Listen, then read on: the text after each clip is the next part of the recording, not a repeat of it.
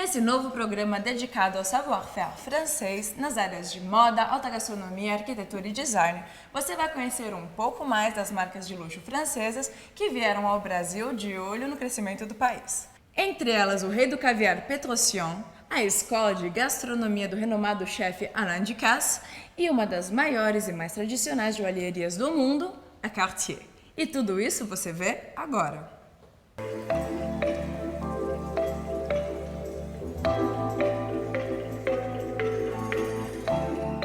Eu fui ao Cidade Jardim conhecer Armand Petrosian, o rei do caviar, que há 2 anos instalou uma de suas filiais aqui em São Paulo. Vous pouvez nous parler de l'histoire de la maison Petrosian, qui est très intéressante d'ailleurs. L'histoire de Petrosian, c'est en fait la rencontre de frères qui partent de leur pays d'origine, qui sont obligés de partir, qui arrivent en France un petit peu avant 1920 et qui, visitant le pays, s'aperçoivent qu'il y a un des produits qui manque, c'est le caviar. Et ils ont ouvert leur première boutique en 1920 à Paris. Ils ont fait une marque avec leur nom. Alors comme vous savez, à l'époque, les gens étaient aussi un petit peu contre les étrangers, etc. Tout le monde leur a dit, mais vous êtes malade, il ne faut pas mettre votre nom, inventer un autre nom, franciser votre nom, faites autre chose. Et ils ont dit non, on veut mettre notre nom. Et ils ont créé leur marque avec leur nom, Petrosian, et ils ont été fiers de mettre leur marque sur le produit. Que pendant 75 ans, ils ont été les importateurs exclusifs du caviar russe, soviétique, dans le monde entier pratiquement, puisqu'ils étaient aussi bien en France qu'aux États-Unis qu'en Europe. Donc ils avaient une très grosse partie de la distribution. Ce qu'il faut d'abord comprendre, c'est que le caviar, ce ne peut être que les œufs de l'esturgeon. Quand on parle de caviar, on parle de différentes espèces de poissons. Alors, pour schématiser, vous avez la famille, c'est la famille des sturgeons, et après vous avez les différentes espèces de poissons, c'est-à-dire le poisson qui s'appelle Esturgeon baeri qui est un poisson originaire de Sibérie, il y a le poisson qui s'appelle Transmontanus qui est toujours des esturgeons mais qui vient de Californie, et à chaque espèce d'esturgeon vous avez attaché une caractéristique spéciale. Donc vous avez une taille de grain, des couleurs, des textures, des parfums qui sont différents. Aucun esturgeon n'est semblable à son frère ni à son cousin. Donc ce qui fait encore la chose plus intéressante, c'est qu'en fait, pratiquement, on fait du sur-mesure avec chaque poisson. Et c'est ça qui est le métier, c'est de calculer le moment où le caviar va devenir le meilleur, le moment où il va exprimer tout son goût, et ça c'est la sélection et la maturation qui va amener ça. Donc on va amener le caviar petit à petit vers le maximum, vers la crème de la crème, le next plus ultra. Est-ce que vous pouvez expliquer au public pourquoi le caviar est considéré comme un produit de luxe? On a créé ce produit comme étant un produit de luxe dans la vente que l'on a fait en Europe et partout ailleurs. On a créé une image de luxe. L'image de luxe, elle est créée par quoi? Par la marque, par l'emballage, par la manière de le servir comme un produit exceptionnel qu'il est. Et qui a été un des meilleurs VRP, un des meilleurs vendeurs au monde? Ça a été le Tsar, qui a été la promotion du caviar, qui a fait le caviar son produit de fête, son produit de prestige. Et le caviar lui était, il ne faut pas oublier, réservé. Et il faut que je vous explique la magie du caviar.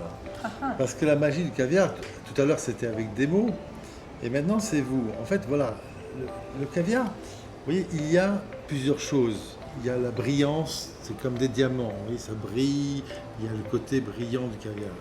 Après, il y a la question de la densité du caviar. Quand on prend un grain de caviar, on apprécie sa dureté comme ça, en prenant le grain. C'est comme ça qu'on voit comment est la dureté du caviar. Et après, il y a mieux, c'est le goût. Et là, vous allez avoir le contact du caviar avec le palais, la langue, et vous avez tous les parfums qui vont venir exploser dans la bouche. Dites-moi comment ce savoir-faire du caviar est passé de génération en génération? Vous avez un savoir-faire qui ne se transmet que par l'expérience. Pourquoi? Parce qu'en fait, c'est le nez, c'est le toucher, c'est le goût, c'est la main. C'est une expérience qui doit s'accumuler. Parce qu'on n'a pas le goût en naissant, on a le goût au fur et à mesure que l'on goûte les produits. Et donc, c'est un savoir-faire qui est inhérent à chaque personne. C'est chaque personne qui détient ça en lui. Parce qu'on n'a pas de référence, c'est la mémoire qui fait le goût. E é no bairro dos Jardins que nós encontramos a primeira loja Cartier do Brasil, aberta desde a década de 70. E é lá que nós vamos conhecer um pouco da apaixonante história do relógio Santos, criado por Louis-Joseph Cartier e dedicado ao nosso inventor e piloto Alberto Santos Dumont.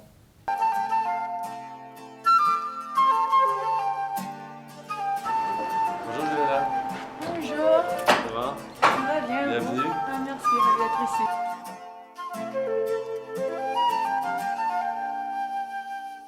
La maison Cartier, comme dans beaucoup de pays, a été précurseur au Brésil parce que nous avons été une des premières marques de luxe à nous installer ici en 1978. Donc nous avons déjà une grande histoire d'amour avec le Brésil. Pourriez-vous me raconter un peu sur la légende de la montre Santos créée par Cartier? Alors l'histoire a commencé en 1904 quand Santos Dumont a demandé à son ami Louis Cartier de lui créer une montre qu'il pourrait porter à son poignet.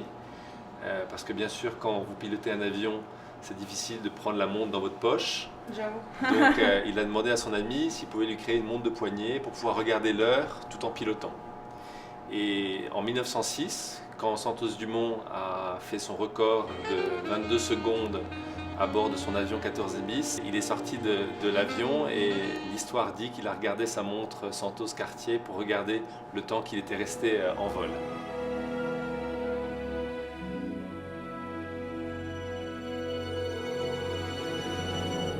On ne sait pas si Louis Cartier était présent dans le parc de Bagatelle le jour de son record. On imagine que oui, parce qu'ils étaient très amis.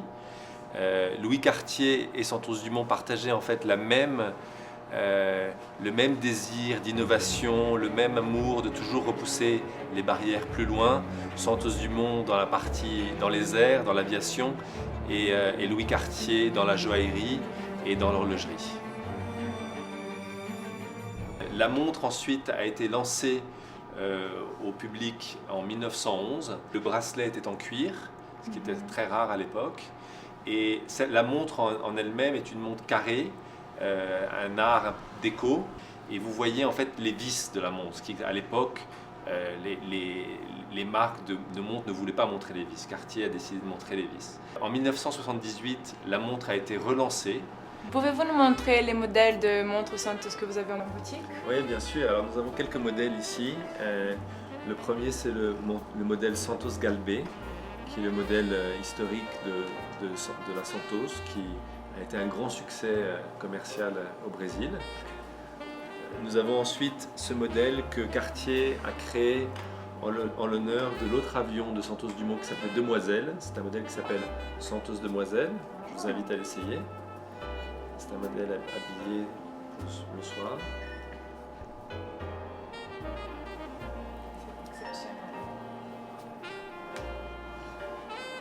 Ce modèle a été créé pour l'anniversaire des 100 ans de Santos Dumont, de la création de la première montre de Santos Dumont. Il a été lancé en 2004. Peut-on considérer la montre Cartier la plus importante création horlogère du XXe siècle? Sans aucun doute, la montre Santos est un des plus beaux succès esthétiques de montres du XXe siècle.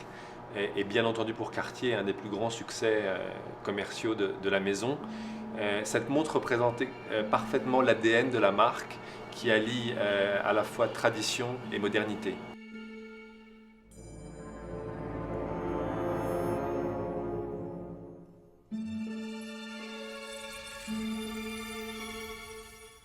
E para terminar esse programa com água na boca, nós vamos até a Escola de Gastronomia de Alain Ducasse. Vamos conhecer um pouco sobre a elaboração dos pratos e também os ensinamentos desse grande chefe francês que é portador de 3 estrelas do Guia Michelin.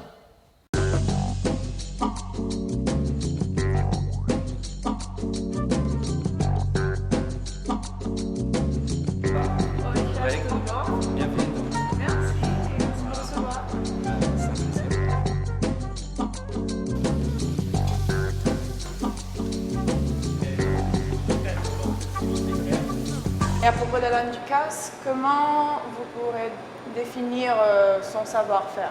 Alain Ducasse, c'est les restaurants, donc Alain Ducasse Entreprise et Alain Ducasse Formation. Donc ce sont deux entités complètement différentes et l'une en même temps ne va pas sans l'autre. Bom dia. Hoje nós vamos fazer 3 receitas. Donc a primeira receita é o navarrin de cordeiro. Cada aluno vai ter pouco de lombo de cordeiro. Nós vamos usar para o jus de navarrin à costelle. Pourquoi c'est important cette transmission du savoir-faire? Aujourd'hui, je pense que c'est très bien d'aller dans un pays comme le Brésil et de véhiculer notre savoir-faire. Déjà, c'est notre histoire. Donc aujourd'hui, on n'arrive pas pour révolutionner la cuisine brésilienne, on arrive juste avec des techniques françaises et internationales et on va transmettre nos techniques, notre savoir-faire, notre culture.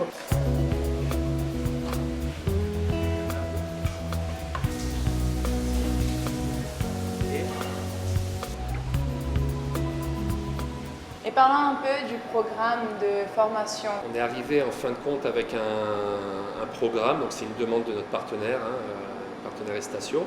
On est sur un programme de 2 ans et demi. On forme des cuisiniers, donc on part du principe que nos élèves arrivent, ils ne savent rien.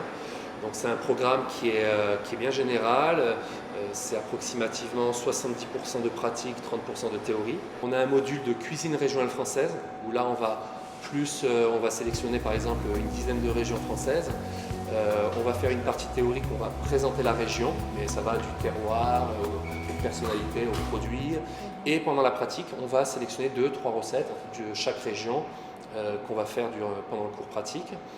On a un cours de cuisine méditerranée, qui est la cuisine de cœur de M. Alain Ducasse. Et on n'oublie pas, c'est le module où j'ai le plus travaillé en collaboration avec mon professeur, c'est cuisine brésilienne. Vamos acrescentar pouco de recheio dentro. E nós vamos fechar.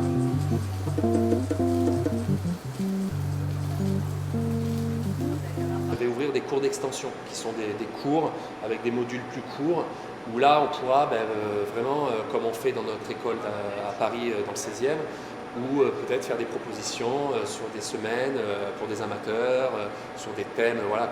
Donc voilà, si je décide d'apprendre à cuisiner, voilà, ça serait exactement. pour moi. Si vous voulez faire un cours pour apprendre à faire une quiche, par exemple, vous parliez de la quiche tout à l'heure, les pâtes, parce que vous me disiez que vous achetez la pâte déjà faite, nous on va vous apprendre à faire la pâte. Perfeito.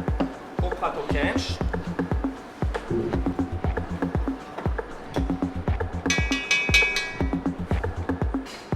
Finalement que c'est une école française, mais les produits en France ne sont pas les mêmes. Comment vous faites faire la cuisine française avec des produits qui peut-être ne sont pas là?